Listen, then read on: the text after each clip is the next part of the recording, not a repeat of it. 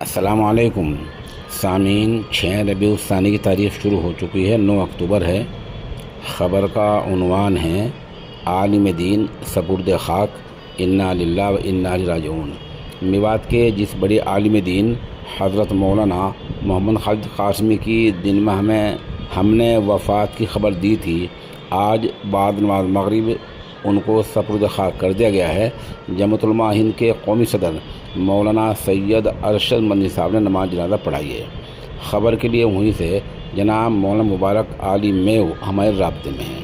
انہوں نے بتایا کہ اس حادثہ فاجعہ پر جمعیت علماء ہند کے متحدہ صدر حضرت مولانا محمد ہارون قاسمی دامت برکاتہم، مولانا حکیم الدین اشرف روٹاوڑی، مولانا نعمان، مفتی وسیم وغیرہ نے گہرے رنج و الم کا اظہار کیا ہے۔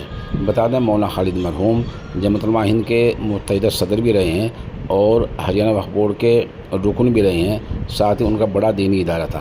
آپ سبھی سامعین سے مرحوم کی مغفرت اور پسماندگان کے لیے صبر جمیل کی دعا کی درخواست کی جاتی ہے۔ ایک ویڈیو اور چند تصاویر موقع کی پیش خدمت ہیں۔